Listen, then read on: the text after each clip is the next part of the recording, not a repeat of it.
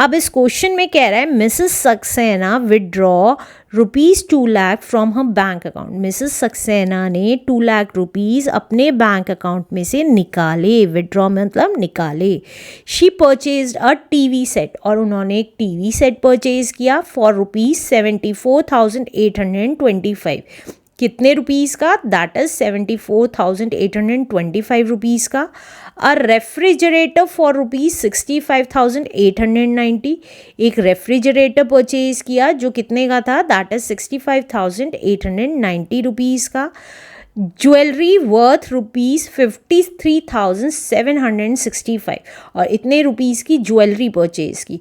How much money is left with her, तो उनके पास कितना मनी बचा ये बताना है। तो उन्होंने कितना अकाउंट में से निकाला था? That is 2 lakh rupees.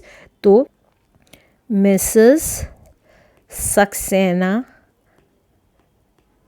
ये लिखें कि बैंक से कितना निकाला था, या ये लिखें कि उनके पास कितना मनी था? One and the same thing. तो मिसेस सक्सेना हैड कितना money? That is ₹2 lakh, right. अब उन्होंने कहाँ कहाँ क्या क्या परचेज किया? मिसेस सक्सेना परचेज्ड, क्या क्या परचेज किया? पहला उन्होंने टीवी सेट परचेज किया जो कितने रुपीज़ का था? 74,825 का था। रेफ्रिजरेटर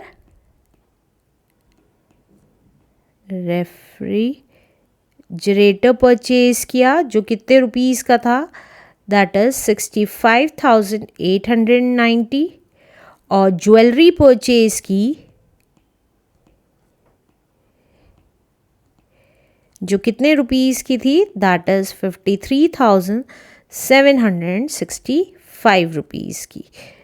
तो उन्होंने टोटल कितने की परचेजिंग की? तो जितने चीज़ें परचेज की हैं उन्हें आपस में ऐड कर लेंगे तो ये पता चल जाएगा कितने की चीज़ें परचेज की हैं। तो ये देखिए ये कितना आ जाएगा? 5 + 5 is 10, carry 1। 9 + 1 is 10, 10 + 2 is 12, and 6 18, carry 1. अब 8 + 1 is 9, 9 + 8 is 17, 17 + 7 is 24, to carry. 4 + 2 is 6, 6 + 5 is 11, 11 + 3 is 14, carry 1. 7 + 1 is 8, 8 + 6 is 14, 14 + 5 is 19. तो इतने की मिसेस सक्सेना ने परचेज की। अब उनके पास कितना पैसा बचा? Money left with her. तो कैसे निकालेंगे? उनके पास इतने पैसे थे, इतने की उन्होंने शॉपिंग कर ली, तो माइनस कर देंगे। तो हमने 2 लाख में से माइनस कर दिया कितना? जितने की उन्होंने शॉपिंग की थी। तो ये कितना आ जाएगा? माइनस कर लेते हैं। 0 में से 0 गया है 0।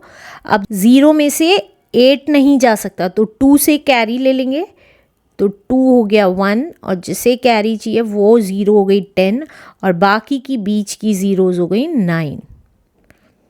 अब 10 में से 8 गया इज़ 2, 9 में से 4 गया इज़ 5, 9 में से 4 गया इज़ 5, 9 में से 9 गया इज़ 0, एंड 1 में से 1 गया इज़ 0।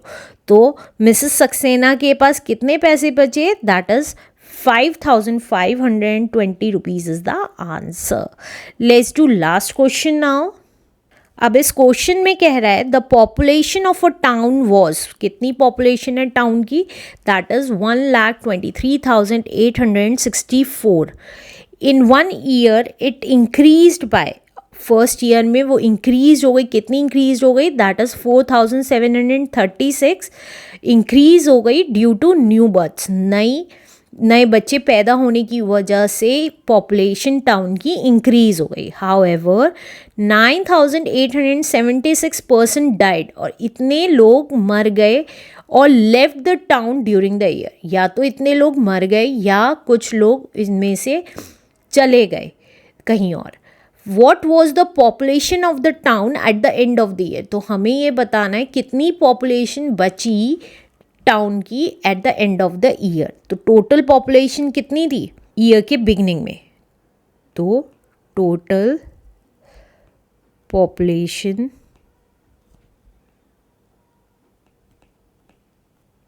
In the beginning